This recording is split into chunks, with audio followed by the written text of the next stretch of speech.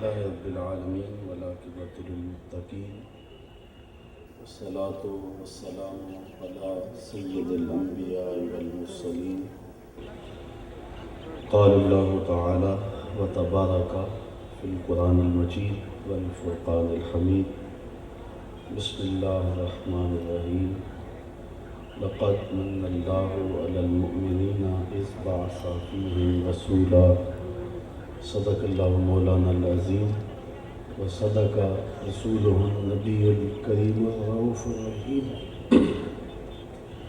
اللهم نور قلوبنا بالقرآن وزين أخلاقنا بالقرآن وادخلنا الجنة بالقرآن ونجنا من النار بالقرآن. قال الله تعالى وتبارك في شان حبيبه مخبرا وآمرا إن الله وملائكته يصلون على النبي يا أيها الذين آمنوا صلوا عليه وسلموا تسليما. الصلاة والسلام عليك يا رسول الله وعلى آلك وأصحابك يا محبوب رب العالمین. تمام حمد و ثنا، تعریف و توصیف اللہ جل مجدہ الکریم کی ذات بابرکات کے لیے، جو خالق کائنات بھی ہے اور مالک ششتہات بھی.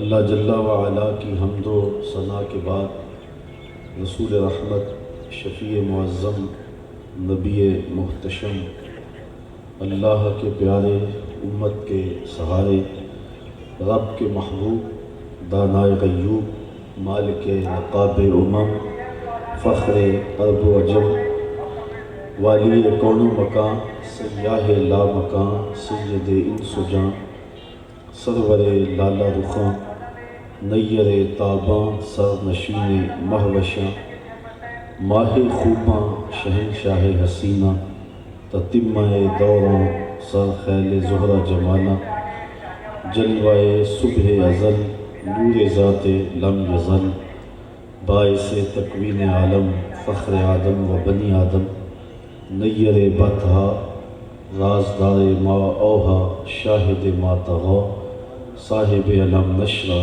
احمد مجتبیٰ، حضرت محمد مصطفیٰ صلی اللہ علیہ وسلم کے حضور ناز میں اپنی عقیدتوں، ارادتوں اور محبتوں کا خراج پیش کرنے کے بعد، صدر مجلس حاضہ، عالی مرتبت مشائخ اعظام، علماء کرام، منتظمین، سامعین، عزیز طلبہ، طالبات، السلام علیکم ورحمۃ اللہ وبرکاتہ. آج کی یہ منعقدہ تقریب جس میں میں اور آپ حاضر ہوئے ہیں، بارگاہ رسالت مآب صلی اللہ علیہ وسلم میں اپنی عقیدتوں اور محبتوں کا نذرانہ پیش کرنے کے لیے منعقد کی گئی ہے. اللہ تعالیٰ جل شانہ میری آپ کی حاضری کا ایک ایک لمحہ مستجاب فرمائے. میلاد النبی صلی اللہ علیہ وسلم کا عنوان ہے. اگرچہ یہ ربیع الاول شریف نہیں ہے، لیکن حضور کی یادوں کی لو کبھی بھی کم نہیں ہوئی. موسم رت کوئی بھی ہو، زمانہ کوئی بھی ہو، ذکر رسول کا چراغاں ہمیشہ رہتا ہے. اور اتنا تذکرہ ہم نے کسی کا ہوتے دیکھا نہیں جتنا میرے حضور کا ہو رہا. میرے امام نے کہا تھا، کان جدھر لگائیں تیری ہی داستان ہے. گھر گھر حضور کا ذکر ہے اور ہر لب پہ حضور کی نعتیں ہیں.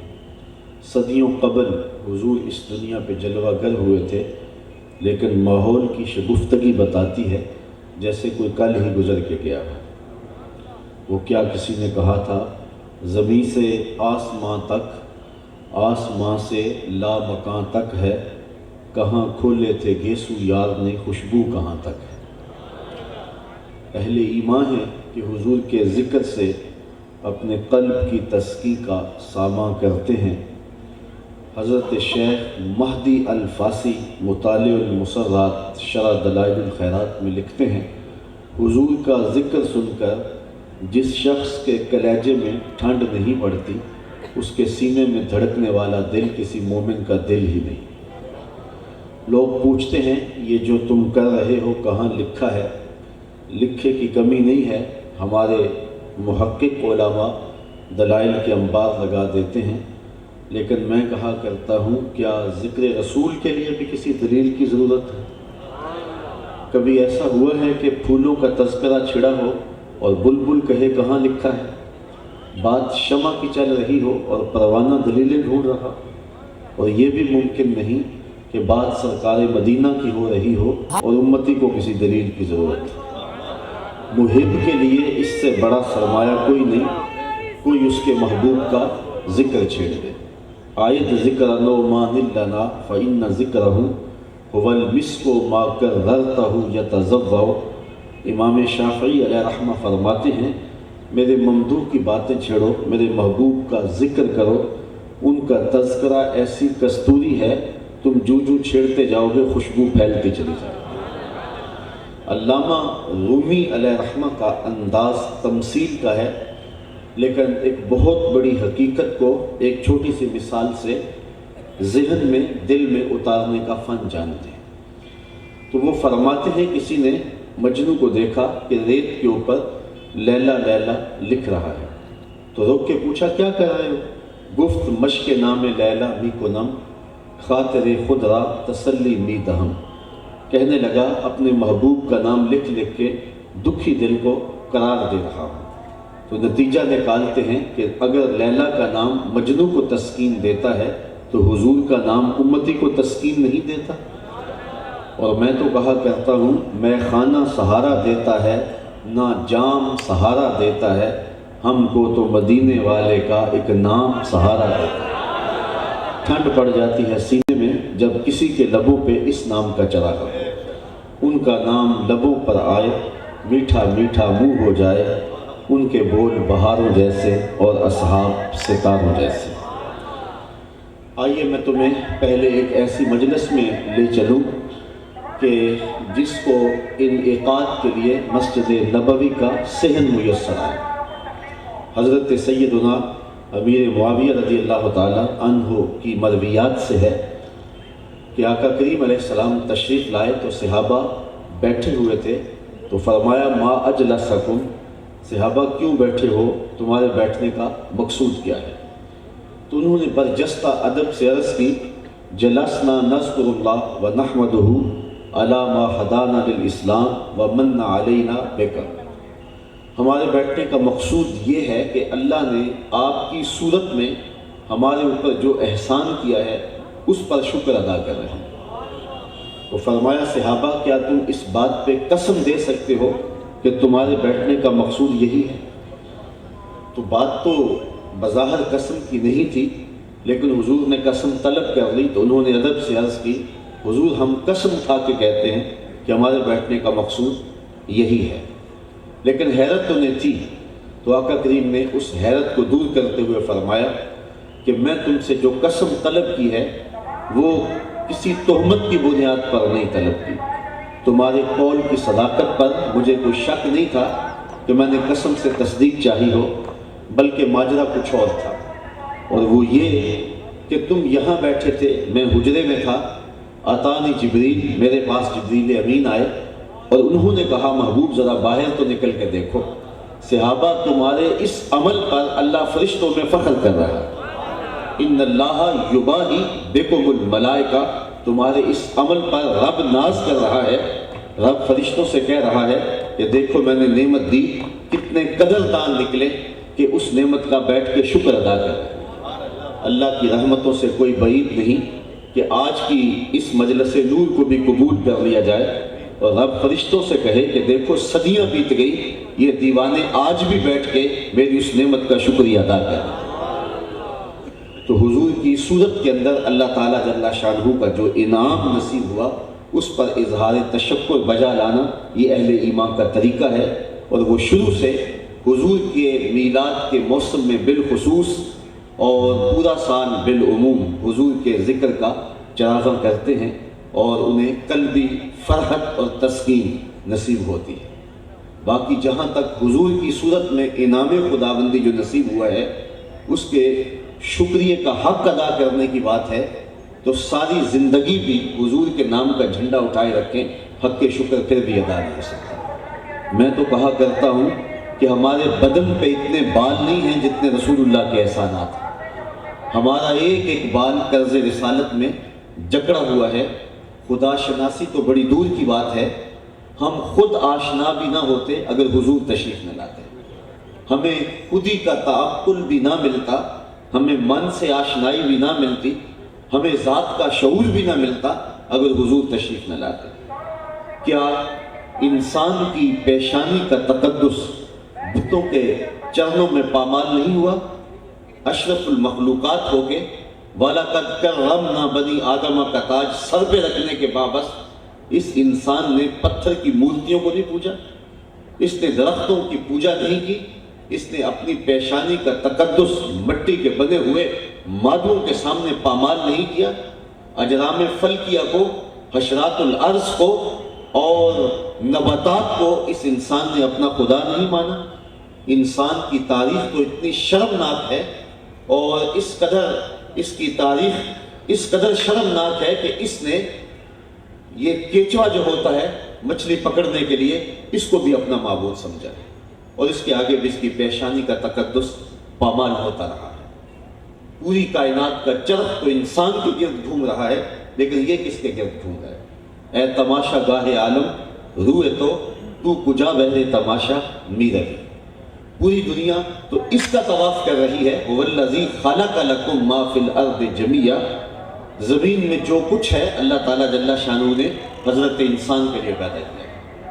پوری کائنات حضرت انسان کے لیے تخلیق کی گئی ہے، لیکن یہ انسان اپنے تمام تر شرف کے باوجود، اپنے کمالات کے باوجود اپنی خودی سے ناآشنا ہے، اور اپنے ہاتھوں سے تراشے ہوئے بتوں کے سامنے اور مادوں کے سامنے سجدہ ریز ہے۔ یہ تو میرے حضور آئے اور جنہوں نے آ کر کے بتایا کہ یہ تیرے معبود نہیں ہو سکتے، بلکہ کائنات کو تیری ضرورت اور خدمت کے لیے پیدا کیا گیا ہے۔ یہ درخت تیرے معبود نہیں ہیں، بلکہ ان درختوں کو اس لیے پیدا کیا گیا کہ یہ تجھے چھاؤں فراہم کریں، تجھے پھل فراہم کریں، تجھے ماحولیاتی آلودگی سے بچائیں، تجھے ٹھنڈک فراہم کریں، تجھے آکسیجن فراہم کریں، اور تیرے ایندھن کے کام آئیں اور تجھے پھل دیں۔ اور یہ انسان اس کو پوج رہے ہیں۔ یہ جانور اس کی سواری کے لیے، اس کی بار برداری کے لیے، انسان کو دودھ اور گوشت کی ضروریات فراہم کرنے کے لیے پیدا کیے گئے، لیکن یہ ان کو اپنا معبود سمجھ رہے ہیں۔ یہ چاند، سورج، ستارے، اجرام فلکیہ، یہ تو انسان کی راہوں میں روشنی اجالنے کے لیے پیدا کیے گئے، لیکن یہ ان کو معبود سمجھ رہے ہیں۔ یہ تو میرے حضور آئے اور جنہوں نے آ کے بتایا کہ یہ تیرے معبود نہیں۔ یہ دیکھ چاند کو پوچھتا ہے، یہ دیکھ انگلی اٹھتی ہے اور یہ ٹکڑے ہو کے قدموں میں آتا ہے۔ سورج کو پوچھتا ہے، یہ دیکھ اشارہ ہوتا ہے اور یہ بھاگتا ہوا عصر کے وقت پہ آتا ہے۔ ان درختوں کو پوچھتا ہے، جا میں نہیں تو ہی کہہ دے تمہیں اللہ کا رسول بلا رہا ہے، دیکھ درخت بھاگتے ہوئے قدموں میں سلامی کرنے آتے ہیں یا نہیں آتے؟ مٹھی ابو جہل کی ہے، لیکن پتھر قلبے میرے حضور کے پڑتے۔ اب انسان کو پتا چلا کہ میں کون ہوں اور میری حیثیت کیا ہے اور میری شخصیت کیا ہے، اور اب اس کی خودی بلند ہوئی اور شعور ذات ملا، تو اب اس کی پرواز دیکھیے۔ اب وہ کہتا ہے ستاروں سے آگے جہاں اور بھی۔ اب اسے سمجھ آئی، پرے ہے چرخ نیلی فام سے منزل مسلماں کی، ستارے جس کی گرد راہوں وہ کارواں تو ہے۔ کانپتا ہے دل تیرا اندیشہ طوفان سے کیا، ناخدا تو، بحر تو، کشتی بھی تو، ساحل بھی تو، دیکھ آ کر کوچائے چاکے گرے ماں میں کبھی، کیس تو، لیلا بھی تو، صحرا بھی تو، محمل بھی تو، وائے ناکامی کہ تو محتاج ساکی ہو گیا، میں بھی تو، مینا بھی تو، مستی بھی تو، حاصل بھی تو، آہ کس کی جستجو آوارہ رکھتی ہے تجھے، راہ تو، راہ رو بھی تو، رہبر بھی تو، منزل بھی تو، بے خبر تو جوہر آئینہ ایام ہے، تو زمانے میں خدا کا آخری پیغام۔ تو اب اسے پتا چلا، اب وہ کہتا ہے فرشتہ کہنے سے میری توقیر گھٹتی ہے، میں مسجود ملائک ہوں، مجھے انسان رہنے دو۔ تو اسے اپنی ذات کا شعور ملا تو حضور کی چوکھٹ سے نصیب ہوا، اور جن کو میرے حضور کی چوکھٹ نصیب نہیں ہوئی وہ آج بھی اندھیرے میں، وہ آج بھی ظلمت میں۔ یہ آپ کی ہمسائیگی میں انڈیا بستا ہے، پی ایچ ڈی ڈاکٹر ہے، اور پتھر کے آگے ہاتھ جوڑے کھڑا ہے. اس کی ڈگریاں اسے نہیں بتاتی، اس کا علم اسے نہیں بتا رہا کہ جو اپنے بدن پہ بیٹھی مکھی تو اڑا نہ سکے، میری ضروریات کا کفیل کیسے ہو سکتا ہے. MBBS ڈاکٹر ہے اور گائے کے پیشاب کو تبرک سمجھ رہا ہے، اسے گاؤں ماتا کا تبرک سمجھ کے چسکیاں لے کے پی رہا ہے. اس کی طب نے نہیں بتایا کہ اس میں کتنے جراثیم ہیں، اس میں تعفن کیا ہے، اس کی طبع میں کوئی نفاست نہیں ہے. اور دوسری جانب میرا تعلق ایک دیہات سے ہے، اور میں نے اپنی مسجد کی ٹوٹیوں پہ ایک 7 یا 8 سال کے بچے کو دیکھا کہ وہ اپنے پائنچے کو مل مل کے دھو رہا تھا. تو میں نے دور سے کہا کہ اتنا زیادہ تم نے پانی کھولا ہے؟ تو وہ کہنے لگا صاحب میں گلی سے گزر رہا تھا تو کسی جانور کے پیشاب کا چھینٹا پڑ گیا. وہ کسی مدرسے کا طالب علم نہیں تھا جو نجاست خفیفہ یا نجاست غلیظہ کو جانتا ہو. اس نے کہا کہ میں گلی سے گزر رہا تھا، کسی جانور کے پیشاب کا چھینٹا پڑ گیا اور میں سکول جا رہا ہوں. تو میں سوچ میں پڑ گیا کہ ڈاکٹر کو تو سمجھ نہیں آئی، اور یہ 7 سال کا بچہ جو ہے یہ پائنچے کے اوپر لگے ہوئے پیشاب کے غیر مری چھینٹے کو بھی گوارا نہیں کر رہا. تو میرے اندر سے جو جواب آیا وہ یہ تھا کہ وہ ہے ڈاکٹر، لیکن اس کے ہاتھ میں دامن میرے حضور کا نہیں، اور یہ ہے بچہ ماں نے گڑتی حضور کے پیار کی دی ہے، تقدس روح تک اتر گیا، اور پائنچے کے اوپر غیر مری چھینٹا بھی گوارا نہیں ہے. تو زندگی، حرارت، نور، تقدس اور روشنی زمانے کو نصیب ہوتی ہے تو حضور کی دہلیز سے نصیب ہوتی ہے. اسی لیے میرے امام ساری زندگی بریلی کی گلیوں میں کھڑے ہو کے مدینے کی طرف منہ کر کے جھولی پھیلا کے کہتے رہے، چمک تجھ سے پاتے ہیں سب پانے والے، میرا دل بھی چمکا دے چمکانے والے. تو جنہوں نے حضور کی دہلیز اور حضور کی چوکھٹ تک رسائی نہیں پائی وہ آج بھی ظلمت میں ہیں، وہ آج بھی اندھیرے میں ہیں. تو روشنی ملے گی، اجالا ملے گا، تقدس ملے گا، نور ملے گا تو اسی چوکھٹ سے نصیب ہوگا. تو یہ ایک دن کا محفل میلاد کیا، ساری زندگی بھی حضور کے نام پہ گزار دیں، حق کے شکر پھر بھی ادا نہ ہو. ایک شخص اسلام لانے کے بعد حضور کی خدمت میں حاضر ہوتا ہے اور عرض گزار ہے کہ حضور جاہلیت کے زمانے میں جب آپ کا دامن میسر نہیں تھا تو زمانے کی 2 باتیں ہیں. ایک بات مجھے یاد آتی ہے تو میری ہنسی نہیں تھمتی، اور دوسری بات مجھے یاد آتی ہے تو میرے آنسو نہیں رکتے. تو فرمایا کہ وہ 2 باتیں کیا ہیں؟ تو اس نے عرض کی کہ میں ایک لمبے سفر پہ جانا تھا، سامان سفر باندھا تو سوچا کہ ایک عدد معبود بھی ساتھ رکھ لوں تاکہ راستے کے اندر اس کی پوجا پاٹ بھی چلتی رہے. تو سامان پہلے ہی بوجھل تھا، تو جب میں نے پتھر کا معبود اس کے اندر رکھا تو میں نے سوچا میں تو اپنے معبود کے بوجھ تلے دب کے مر جاؤں گا. تو میں نے آٹا گوندھ کر کے اس کا ایک ہلکا سا بت تیار کیا، پھر اس کو دھوپ میں رکھ کے خشک بھی کر دیا تاکہ وزن کم ہو جائے، اور اس کو اپنے سامان میں رکھ لیا اور راستے میں پوجا پاٹ بھی چلتی رہی. جو توشہ سفر تھا وہ اندازہ سفر کے مطابق تھا. تو توشہ ختم ہو گیا، سفر کوئی 1-2 دن بڑھ گیا. تو 1 آدھا دن تو میں نے بھوک برداشت کی، لیکن جب گوارا نہ ہو سکا اور انتڑیوں میں بل پڑنے لگے تو میں نے مجبور ہو کے تھیلے میں ہاتھ ڈالا اور اپنے اس معبود کو نکالا، اور نکال کے پتھر پہ رکھ کے کوٹا، اس میں پانی ڈال کر اس کو گوندا، اور پھر اس کی روٹی پکائی اور کھاتے ہوئے کہا میرے خدا اب کام نہیں آئے گا تو کب آئے گا، اب تو بھوک سے میری جان بھی نکل رہی ہے. تو وہ بے بس معبود اپنے پجاری کو یہ بھی نہیں کہہ سکتا تھا کہ کل تیرا معبود تھا آج دانتوں تلے توڑ رہا ہے، کل تیرا خدا تھا آج تاریخ میدے میں پھینک رہا ہے، کل تیرا میں معبود تھا اور کل گندگی کے ڈھیر پہ پھینکنے جائے گا. جو اپنے پجاری کے سامنے اتنی گزارش بھی نہیں کر سکتا تھا، اپنے تشخص کو بھی نہیں بچا سکتا تھا، وہ میرا معبود تھا. آج اس بت کی بے بسی مجھے یاد آتی ہے تو میری ہنسی نہیں رکتی کہ وہ کتنا بے بس تھا اور میں اس کا پجاری تھا. لیکن آج آپ کا دامن نصیب ہوا ہے تو زندگی کا نور ہاتھ میں آ گیا. اور دوسری بات جو مجھے رلا دیتی ہے اور جب وہ یاد آتی ہے تو میرے آنسو نہیں تھمتے، وہ بات یہ ہے کہ میں نے ایک لمبے سفر پہ جانا تھا اور میری بیوی امید سے تھی.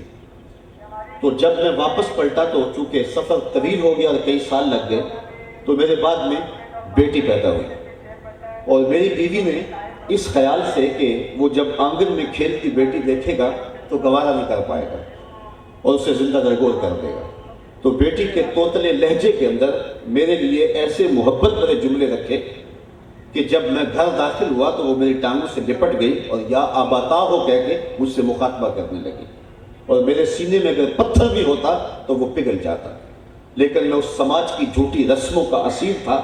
میں نے فیصلہ کر دیا کہ اس بیٹی کو زندہ درگور کروں گا، اور میں نے اپنی بیوی کو گھورا کہ تو نے اس کو کیا باتیں سکھائی، اور موقع ڈال کر میں اس کو صحرا میں لے گیا اور گڑھا کھودنے لگا۔ بچی کو نہیں پتا تھا یہ سب کچھ میرے لیے ہو رہا ہے، اور میری مشقت سے وہ بے چین تھی اور بار بار کہتی کہ ابا جان اتنی گرمی میں آپ یہ مشقت کیوں اٹھا رہے ہیں؟ لیکن میں جب وہ گڑھا کھود لیا تو میں نے دیکھا کہ اس کے چہرے کے اوپر اطمینان آیا ہے، لیکن تھوڑی دیر کے بعد جب میں نے اس کو دھکا دیا اور وہ چیخنے لگی اور اپنے ننھے ننھے ہاتھ جوڑنے لگی اور یا آباتا ہو کہہ کہ مجھ سے مخاطبہ کرنے لگی اور میں ریت پھینکتا رہا، تو آج جب اسلام لایا ہوں تو اس کی چیخیں مجھے سونے نہیں دیتی۔ یہ اتنا گھنونا جرم تھا جو اس معاشرے میں جاری تھا اور اس پہ ملامت نہیں ہوتی تھی۔ اہل علم بیٹھے ہیں، اللہ قرآن مجید میں ارشاد فرماتا ہے وَإِذَا الْمَوْءُودَةُ سُئِلَتْ بِأَيِّ ذَنبٍ قُتِلَتْ، قیامت کے دن قبروں میں گاڑی ہوئی بچیاں اٹھائی جائیں گی، ان کے ظالم باپ کٹہرے میں ہوں گے، اور اللہ ان بچیوں سے پوچھے گا تمہیں کس جرم میں قتل کیا گیا؟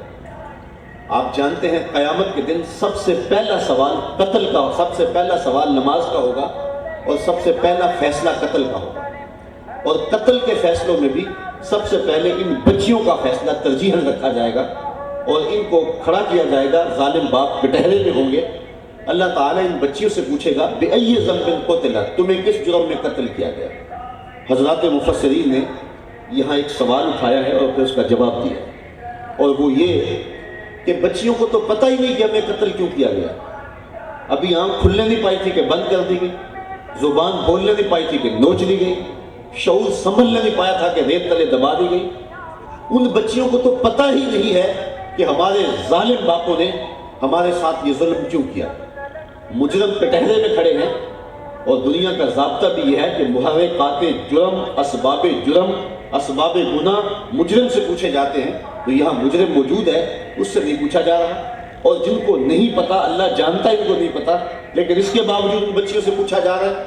تو مفسرین نے اس کا جواب یہ دیا کہ بیٹیوں کا قتل اتنا گھنونا جرم ہے کہ اللہ تعالیٰ ان کے ظالم باپوں سے بات کرنا بھی گوارا نہیں کرتا۔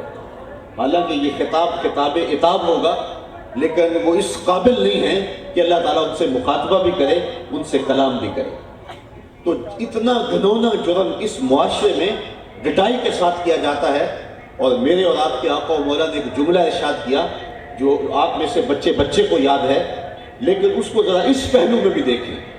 آج اپنی بیٹی کے لیے محبت بری بات آپ کریں یا میں کروں تو آج بیٹی کو پیار دیا جاتا ہے، آج بیٹی محبتوں کی جگہ پہ رکھی جاتی ہے، آنگن کا نور ہے، گھر کا چراغ ہے۔ جب باپ اور ماں رخصت کرتے ہیں بیٹی کو تو وہ رو رہے ہوتے ہیں۔ تو آج میں بیٹی کے لیے یا آپ اپنی بیٹی کے لیے کوئی محبت بری بات کریں تو وہ مشکل نہیں ہوگی۔ اس زمانے میں جب بیٹیوں کو زندہ درگور کر کے باپ فخر کرتا تھا، اس دور میں میرے حضور نے کہا کہ میری بیٹی فاطمہ میرے جگر کا ٹکڑا ہے۔ یہ صرف کلمہ محبت ہی نہیں ہے، یہ کلمہ جہاد بھی ہے۔ اس زمانے کے اندر حضور کا فرمانا، بلکہ جب سیدہ فاطمہ رضی اللہ تعالیٰ عنہ حضور سے ملنے آتی، صحیح حدیث میں ہے فَأَجْلَسَهَا فِي مَجْلَسِهِ، حضور اپنی مسجد میں بٹھاتے اور خود اٹھ کے اپنی بیٹی کا استقبال کرتے۔ دنیا کو عملاً بتایا کہ بیٹی نفرت کی جگہ نہیں ہے، بیٹی محبت کی جگہ ہے۔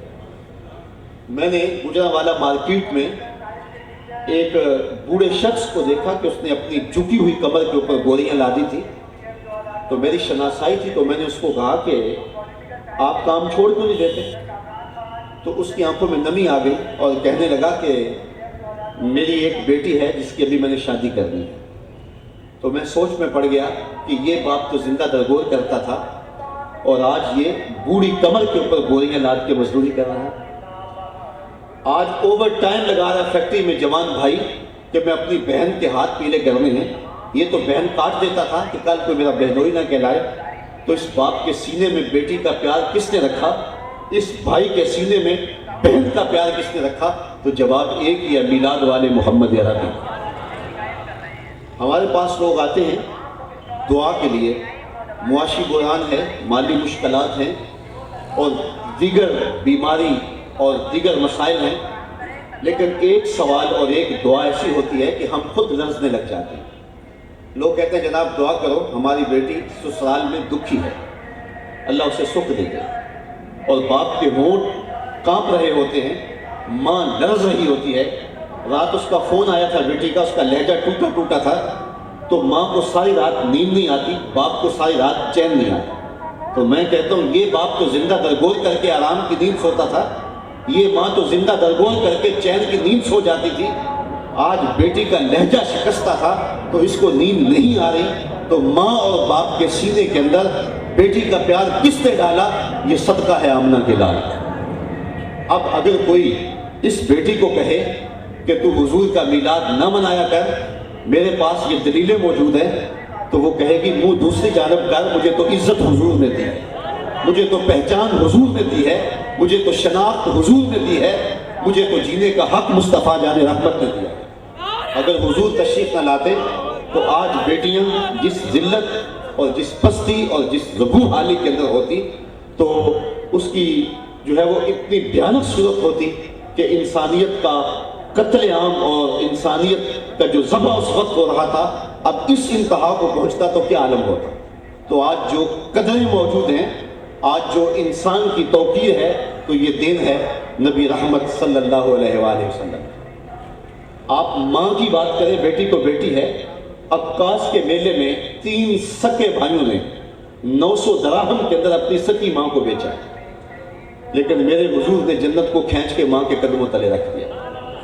اور آقا کریم علیہ السلام نے فرمایا رضا اللہ فی رضا الوالد و سخط اللہ فی سخط الوالد۔ اللہ کی رضا والدین کی رضا میں ہے اور اللہ کی ناراضگی والدین کی ناراضگی۔ اور عملاً حضور علیہ السلام ایک دن نماز عشاء پڑھانے آئے، تا حد نظر اصحاب رسول تھے، یہ مکی دور نہیں تھا، یہ مدنی زمانہ تھا، تو ادب سے کھڑے ہو گئے۔ امام سیوطی نے اس واقعہ کو لکھا ہے، تو آقا کی آنکھیں نمناک ہو گئی اور پھر کہا لو ادرکت والدی او احدہما، کاش آج میرے ماں باپ زندہ ہوتے یا کم از کم ان میں سے ایک زندہ ہوتا۔ انسان نے دکھوں کا دور دیکھا ہو، بعد میں خوشحالیاں مل جائیں تو اس بات کی آرزو ضرور ہوتی ہے کہ میرے ماں باپ زندہ ہوتے تو مجھے خوشحالیوں کے زمانے میں دیکھتے۔ تو آپ جانتے ہیں حضور پیدا ہوئے تو باپ کا سایہ سر پہ نہیں تھا، 6 سال کی عمر ہے، ابوا کی ریت کے ٹیلے ہیں۔ سیدہ آمنہ کی طبیعت سخت خراب ہو گئی اور وہ جان گئی کہ یہ میری بیماری جان لیوا ثابت ہوگی۔ ام ایمن کو بلا کر کہا میرے اس بیٹے کو بحفاظت امیر قریش تک پہنچا دینا، اور پھر حضور کے سر پہ انہوں نے ہاتھ رکھا اور کوئی باتیں کرنا چاہ رہی تھی حضور سے، لیکن ضبط کے بندھن ٹوٹ گئے، آنکھیں چھم چھم برسنے لگی۔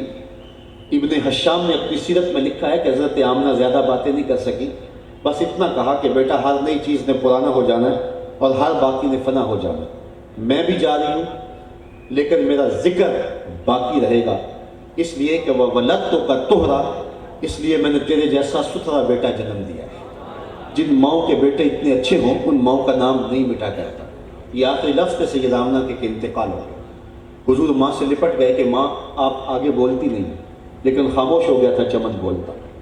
خیر وہی قبر بنائی گئی اور حضور نے ماں کی قبر پہ چھوٹے چھوٹے پتھر کے ٹکڑے رکھ دیے، اور ہو بھی کیا سکتا تھا۔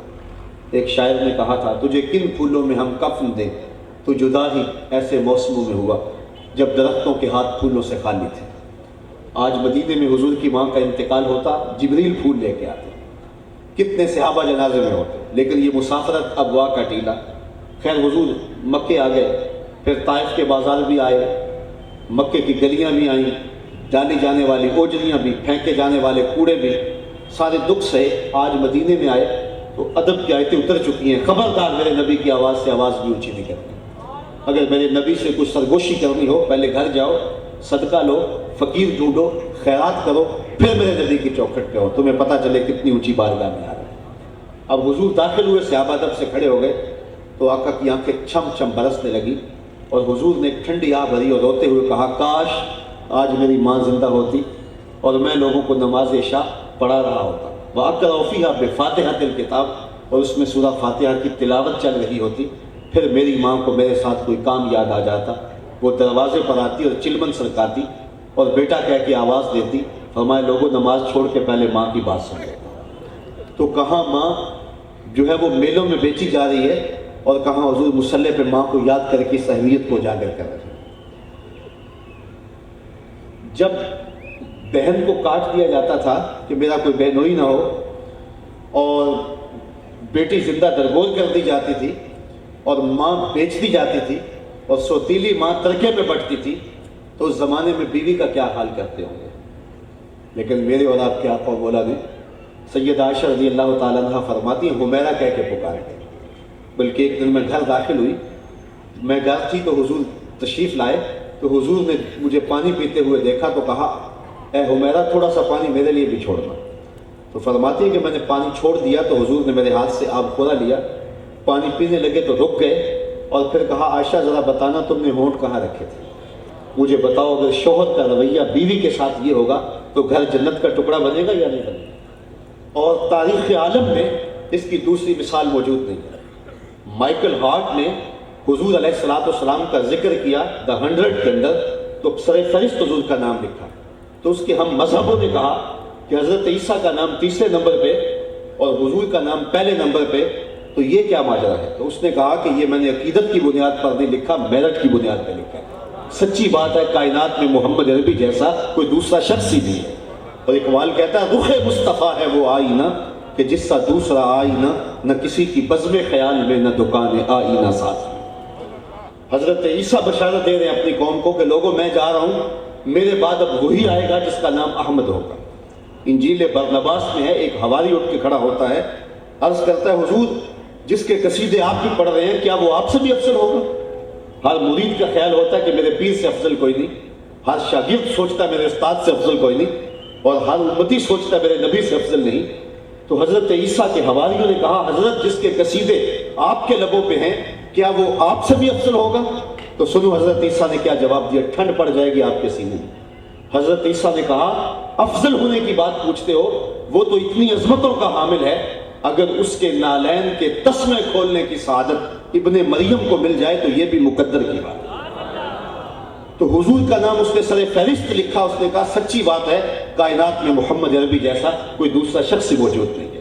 تو میں کہتا ہوں تاریخ عالم اس کی مثال لانے سے قاصر ہے کہ جب سیدہ خدیجہ الکبریٰ کا آخری وقت آیا، انہوں نے حضرت فاطمہ کو بھیجا کہ جاؤ حضور سے چادر رحمت مانگ لاؤ۔ وہ حاضر خدمت ہوئی، عرض کی حضور چادر عنایت فرمائے، امی جان مانگ رہی۔ تو حضور نے فرمایا بیٹا ماں سے پوچھو چادر۔ تو حضرت فاطمہ پوچھنے آئیں تو حضور بھی پیچھے آ گئے۔ تو حضرت فاطمہ کا بدن، حضرت خدیجہ کا بدن بخار سے تپ رہا تھا۔ عرض کی حضور لگتا ہے یہ بخار جان لیوا ثابت ہوگا، میں نے چادر اس لیے منگوائی ہے کہ اس چادر سے مجھے کفن دیا جائے۔ اندھیروں میں بیٹھ کے عقیدے نہ گھڑا کرو، عقیدے وہی رکھا کرو جو نبی کے گھر والوں کے۔ سیدہ خدیجہ کا عقیدہ یہ ہے کہ حضور کے بدن سے چھوئی ہوئی چادر کفن کے لیے مل جائے تو بخشش کی ضمانت۔ تو کہا حضور میں نے اس لیے چادر مانگی ہے کہ اس چادر سے مجھے کفن دیا جائے۔ حضور کی آنکھیں چھم چھم برسنے لگی اور فرمایا خدیجہ تو نے چادر مانگی ہے، لو اردت جلدی لآتیتو کہ اگر تو میری جلد بھی مانگتی میں وہ بھی اتار کے دے دیتا۔ کوئی لاؤ تو صحیح مثال ایسی۔ ایک غیر مسلم نے اسلام قبول کیا تو اسے پوچھا گیا کہ اسلام کی کس قدر نے تجھے متاثر کیا ہے؟ تو اس نے کہا سیرت کا صرف ایک واقعہ میری ہدایت کا سبب بن گیا، اور وہ یہ کہ حضور کی مجلس لگی تھی، لوگوں کا ہجوم تھا، ایک شخص اٹھ کے کھڑا ہو گیا اور عرض کرنے لگا حضور میرا بیٹا گم ہے، کئی دنوں سے مل نہیں رہا، دعا کریں میرا بیٹا مل جائے۔ قبل اس سے کہ حضور کے ہاتھ اٹھتے اور باب اجابت کھل جاتے، ایک شخص اٹھ کے کھڑا ہوا، عرض کی حضور اس کے بیٹے کو میں جانتا ہوں، ابھی ابھی فلاں باغ کے قریب سے گزر کے آیا ہوں، میں نے بچوں کے ساتھ وہاں اسے کھیلتے ہوئے دیکھا ہے۔ تو جب باپ نے یہ بات سنی تو اس نے دوڑ لگا دی۔ تو حضور نے فرمایا اسے بلاؤ، بلایا گیا، کہا بہت جلدی ہے؟ جی حضور آپ جانتے ہیں ایک باپ کے جذبات کیا ہوتے ہیں، کئی دنوں سے بچہ بچھڑا ہے، آنکھیں ترس گئی ہیں، ممتا کی ماری ہوئی ماں الگ بے چین ہے، کئی دنوں سے کھایا کچھ نہیں، پیا کچھ نہیں، میں چاہتا ہوں خود بھی ملوں، آنکھیں ٹھنڈی کروں اور ماں تک بھی پہنچاؤں۔ فرمایا ضرور جاؤ، میں تمہارے جذبات سے آگاہ ہوں، تجھے روکتا نہیں، لیکن تمہیں جو بلایا ہے تو اس کا بھی ایک مقصد ہے۔ جی حضور ارشاد فرمائیے۔ فرمایا جب باغ کے کنارے جاؤ اور بچوں کے ساتھ اپنے بیٹے کو کھیلتا ہوا دیکھ لو تو اس کو بیٹا بیٹا کہہ کے آوازیں نہ دینے لگ جانا، بلکہ اس کا جو نام رکھا ہے اس نام سے پکارنا اور گھر لے جانا۔ عرض کی حضور میرا بیٹا ہے، اگر بیٹا کہہ کے پکاروں تو حرج بھی کیا ہے؟ فرمایا تم کئی دنوں سے بچھڑے ہو، تمہارے لہجے میں بلا کا رس ہوگا، اور تم نہیں جانتے، ہو سکتا ہے کھیلنے والوں میں کوئی یتیم بھی کھیل رہا ہو، اور جب تم اپنے بیٹے کو بیٹا کہہ کے پکارو گے تو اس کا دل چر جائے گا، آج میرا باپ ہوتا تو مجھے بھی بیٹا کہہ کے پکارتا۔ تو کہا یہ شوق گھر جا کے پورا کر دینا، یہ ہماری شریعت کا مزاج ہے۔ بیوہ کے سامنے اپنی بیوی سے پیار نہ کرو، غریب کے سامنے اپنی دولت کی نمائش نہ کرو۔ یہ جو 10-10 20-20 لاکھ روپے لگا کے نمائش کرتے ہیں شادیوں کی، کسی نے بڑی اچھی بات کی تھی کہ امیر لوگ آسائش نہ چھوڑیں، نمائش چھوڑ دیں تو غریبوں کی جان سوکھی ہو سکتی ہے۔ بلکہ ہمارے وہاں دیہاتوں میں تو یہ ہے کہ چارپائیوں پہ جہیز بچھا دیا جاتا ہے، اور ایک خاتون کو کہا جاتا ہے کہ ہماری بیٹی کا جہیز دیکھ جاؤ، اور پھر محلے بھر کی خواتین آتی ہیں اور جہیز دیکھتی ہیں، اور چوپالوں میں بیٹھکوں میں بات ہوتی ہے کہ فلاں نے اپنی بیٹی کو بڑا جہیز دیا تو اپنی بیٹی کو ہے، لوگوں کو کیوں دکھاتے ہیں؟ صرف داد وصول کرنے کے لیے کہ گلی گلی تذکرہ ہو۔ تم نے تو داد وصول کر لی، لوگوں نے بھی دے دی، لیکن تمہاری بیٹی کا جہیز دیکھنے کے لیے مزدور کی بیٹیاں بھی آئیں۔ باپ کی دہلیز پہ بوڑھی ہونے والی ان بیٹیوں کے دکھوں کا مداوا کس کے پاس ہے؟ بیوہ کی یتیم بچیاں بھی آئیں جن کا رشتہ بھی کوئی قبول نہیں کرتا، تمہاری بیٹی کا جہیز وہ بھی دیکھنے آئیں۔ تم نے تو داد لے لی، لیکن جو زخم ان کے کلیجے پہ لگا اس کا مداوا کس کے پاس ہے؟ تارا ٹوٹتا سب نے دیکھا، یہ نہ دیکھا ایک نے بھی، کس کی آنکھ سے آنسو ٹپکا، کس کا سہارا چھوٹ گیا۔ ہماری شریعت کا تو یہ مزاج ہے کہ میرے حضور نے ارشاد فرمایا کہ جب کھانا پکاؤ، جب گوشت پکاؤ تو تھوڑا سا پانی زیادہ ڈال لو، اور شوربے کی ایک پیالی ہمسایوں کے گھر بھی بھیج دو، اور اگر تم ایسا نہیں کر سکتے تو ایسے زاویے میں ایسے وقت میں کھانا پکاؤ کہ جب غریب کے بچے سو چکے ہوں۔ اگر ان تک خوشبو پہنچی اور وہ ضد کر بیٹھے تو غریب باپ ان کی ضد کیسے پوری کرے گا؟ ان بلکتے بچوں کو کون چپ کرائے گا؟ وہ کیا کسی نے کہا تھا دوپہر کو سلا دیتی ہے بچوں کو وہ اس ڈر سے، دوپہر کو سلا دیتی ہے بچوں کو وہ اس ڈر سے، گلی میں پھر کھلونے بیچنے والا نہ آ جائے۔ معاشرے کے ان محروم طبقوں کو اور ان لاچار لوگوں کو اگر گلے لگایا ہے تو آمنہ کے لال نے لگایا ہے۔ تو حضور نے عزت دی تو کہا کہ اس کو بیٹا کہہ کے آواز نہ دینا، بلکہ مصطفیٰ جان رحمت عیدگاہ جا رہے ہیں، راستے میں ایک بچہ دیکھا جو دیوار کے ساتھ لگ کے رو رہا ہے، تو حضور رک گئے اور پوچھا کہ بیٹا آج تو عید کا دن ہے اور تم رو رہے ہو؟ کہا فلاں غزوے میں میرا باپ شہید ہو گیا تھا، ماں کا سایہ بھی سر سے اٹھ گیا، اس بھری کائنات میں میرا کوئی نہیں۔ حضور نے رحمت کے بازو کھول لیے اور آغوش رحمت سے سمیٹتے ہوئے فرمایا جس کا کوئی نہیں اس کا میں تو ہوں۔ پھر گھر لے گئے اور سیدہ فاطمہ اور سیدہ عائشہ رضی اللہ تعالیٰ عنہما سے فرمایا کہ اسے کھانا کھلاؤ، اسے اچھا لباس دو۔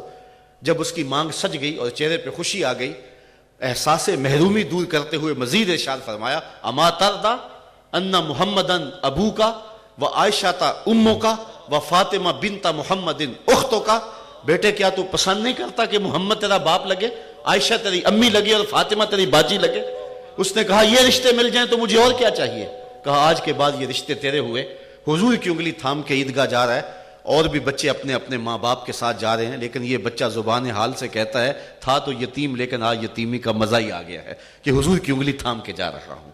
تو ان محروم طبقوں کو، ان لاچار طبقوں کو گلے سے لگایا ہے تو آمنہ کے لال نے لگایا۔ مدینے میں ایک خاتون تھی جس کا توازن عقلی کچھ ٹھیک نہیں تھا۔ ایک دن حضور کے پاس آئی اور عرض کی حضور میں نے آپ سے کوئی باتیں کرنی ہیں۔ حضور فرمایا کرو۔ کہا یہاں نہیں کرنی، مسجد نبوی سے باہر کھلی جگہ تھی، کہا کہ میں نے وہاں کرنی۔ حضور اس کے ساتھ وہاں تشریف لے گئے۔ اس نے حضور کو دھوپ میں کھڑا کیا اور گھنٹوں اپنی باتیں سناتی رہی، اور آقا کریم کان لگا کے باتیں سنتے رہے۔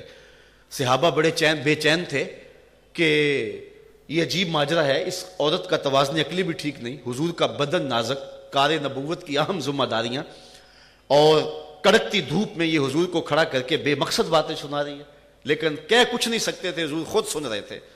جب تھک ہار کے وہ جانے لگی تو عرض کی حضور اس کی تو کوئی نہیں سنتا، اور پورا مدینہ جانتا ہے اس کا توازن عقلی ٹھیک نہیں ہے، اور آپ کا قیمتی وقت اور اتنا وقت اسے دیا۔ تو آقا کریم نے فرمایا جس کی کوئی نہیں سنتا اس کی میں بھی نہ سنوں۔ ایک تو ہی ہوتے ہیں میری آساں دا سہارا، دس کنوں کراں جے تینوں نہ کراں یاد۔ تو آج اس یتیم کو اس لاچار کو، اس مجبور کو اگر آپ کہو کہ تو حضور کا میلاد نہ منا، میرے پاس دلائل موجود ہیں، تو وہ کہے گا منہ دوسری جانب کر، میں تو دم دم محمد محمد بولوں گا، میں اٹھوں گا تو نام حضور کا لوں گا، میں تو بیٹھوں گا تو نام حضور کا لوں گا، مجھے تو شناخت ہی حضور نے دی ہے، مجھے تو پہچان ہی حضور نے دی ہے، مجھے تو عزت ہی حضور نے دی ہے۔ تو اس کائنات کے اندر جتنا بھی رنگ آپ کو نظر آتا ہے، جتنا بھی جمال نظر آتا ہے، جتنی بھی خوبصورتیاں نظر آتی ہیں، جتنا بھی درد دل نظر آتا ہے، یہ ساری دین ہے آمنہ کے لال کی۔ اور اگر حضور تشریف نہ لاتے تو جو وحشت اور جو بربریت پھیل چکی تھی، آپ منڈی مویشیاں میں جاتے ہیں تو دیکھتے ہیں کہ جانوروں کو خریدنے کے لیے ان کو چلا کے دیکھا جاتا ہے، ان کے منہ کھول کے دانت دیکھے جاتے ہیں۔ یہی انسان کے ساتھ ہو رہا تھا کہ اس کی پشت پہ وزن رکھا جاتا تھا، پھر چلا کے دیکھا جاتا تھا کہ یہ کتنا وزن اٹھا سکتا ہے، تاکہ اسے کے حساب سے اس کو بولی دی جا سکے۔ یہ تھی ذلت انسان کی۔ اقبال نے کہا تھا غلامی کیا ہے ذوق حسن و زیبائی سے محرومی، جسے زیبا کہیں آزاد بندے ہے وہی زیبا، بھروسہ کر نہیں سکتے غلاموں کی بصیرت پر کہ دنیا میں فقط مردان حر کی آنکھ ہے بینا۔ اور غلام کی حالت یہ ہے، آقا کا جوتا دھوپ سے اٹھا کے چھاؤں میں رکھتا ہے تو آقا اس پہ بھی کوڑے مارتا ہے کہ تو نے مجھ سے پوچھا کیوں نہیں، تیری خوئے غلامی بدل رہی ہے، تجھے اپنی اوقات بھول گئی ہے، اور اس پہ کوڑے برسائے جاتے ہیں کہ تو نے مجھے پوچھا کوئی نہیں۔ تو غلام تو آقا کا جوتا بھی بغیر اذن کے چھو نہ سکے، اور میرے حضور تشریف لائے اور معراج پہ گئے، واپس پلٹ کے ارشاد فرمایا بلال تو کون سا نیک عمل کرتا ہے، میں نے جنت میں تیرے قدموں کی آہٹ کو سنا ہے۔ کیا خیال ہے، سے ایک جملے نے دور غلامی کی ساری تھکن اتار نہیں دی ہوگی، اور بلال فرش سے اٹھ کے فراز عرش پہ نہیں پہنچ گئے ہوں گے۔ علامہ نے اس واقعہ کو نظم کیا ہے اسرار و رموز کے اندر کہ اسود نامی شخص جو تھا، یہ عرب میں سب سے کالے رنگ کا شخص تھا، نام بھی اسود تھا، رنگ بھی کالا تھا، ذات کا حبشی تھا، کوئی اس کو اپنے پاس نہیں بٹھاتا تھا۔ جب اسلام کا اجالا چمکا اور نور چمکا تو یہ حضور کے پاس سیدھا حاضر ہوا اور عرض کرتا ہے حضور اگر میں اسلام لے آؤں، میں ایمان قبول کر لوں تو مجھے کیا ملے گا؟ جنت کی بشارت دی جا سکتی تھی، دوزخ سے نجات کا پروانہ تھمایا جا سکتا تھا، لیکن حکمت والے نبی نے کیا فرمایا؟ اسود جس کو پورے عرب میں اپنے پاس کوئی بٹھاتا نہیں تھا، حضور کے پاس آیا اور عرض کرتا ہے حضور اگر میں اسلام لاؤں تو مجھے کیا ملے گا؟ تو مصطفیٰ نے مسکرا کے فرمایا جو ابو بکر و عمر کو ملا ہے وہی تجھے ملے گا۔ جس صف میں وہ بیٹھتے ہیں اسی صف میں تو بیٹھے گا، اور اگر تو پہلے آ کے پہلی صف میں کھڑا ہو گیا، کوئی اتھارٹی نہیں ہے جو تجھے کھینچ کے پیچھے کر دے۔ اس نے کہا معاشرہ تو مجھے عزت نہیں دیتا اور اسلام مجھے یہ وقار دیتا ہے، فرمایا یہی اسلام ہے۔ تو اس نے کہا پھر ہاتھ بڑھائیے اور مجھے اپنا غلام بنا لیجئے۔ اقبال نے کہا اسود از توحید احمر می شود، خیش فاروق و ابو ذر می شود، کہ اسود توحید کے فیضان سے گوری رنگت والوں کے کندھوں سے کندھے جوڑ کے کھڑا ہونے کے قابل ہو جاتا ہے، اور ابو ذر اور عمر جو ہیں وہ ایک صف میں کھڑے ہوتے ہیں۔ یہ ہے اسلام کا دیا ہوا نظام، اور یہ ہے مصطفیٰ کا لایا ہوا انقلاب، اور یہ ہے میلاد النبی کا فیضان۔ اس لیے ایک دن کا میلاد یا ایک شب کا میلاد کیا، ساری زندگی بھی حضور کے نام پہ گزار دیں پھر بھی حق شکر ادا نہ ہو۔ ہمیں زندگی کی ساری خوبیاں اور سارا جمال اسی چوکھٹ سے نصیب ہوا ہے۔ آفتاب زندگی کی ایک شعاع اولی، نور سے تیرے فلک روشن درخشاں ہے زمیں، تیری ہستی روشنی کا ایک حسین مینار ہے، ہر کرن جس کی نشان منزل دنیا ہو دی، تیری نظروں نے تراشے ظلمتوں سے آفتاب، پاؤں تیرے چوم کر ذرے بنے ماہ مبیں، اے غریبوں کے سہارے اے یتیموں کی مراد، محسن انسانیت تجھ سا کوئی نہیں۔ اللہ تعالی ہمیں حضور کی غلامی آخری سانس تک نصیب رکھے۔ اقبال کا سارا فلسفہ نچوڑو تو ایک شعر نتیجتاً رس کے طور پہ ہمیں ملتا ہے کہ محمد سے وفا تو نے تو ہم تیرے ہیں، یہ جہاں چیز ہے کیا لوح و قلم تیرے ہیں۔ اقبال کہتا ہے اگر حضور سے وفا کر لو تو رب کہتا ہے کہ لوح بھی تمہیں دے دیں گے، قلم بھی تمہارے ہاتھ میں پکڑا دیں گے، پھر تمہاری تقدیر کے فیصلے واشنگٹن میں نہیں ہوں گے بلکہ خدا بندے سے خود پوچھے گا بتا تیری رضا کیا ہے۔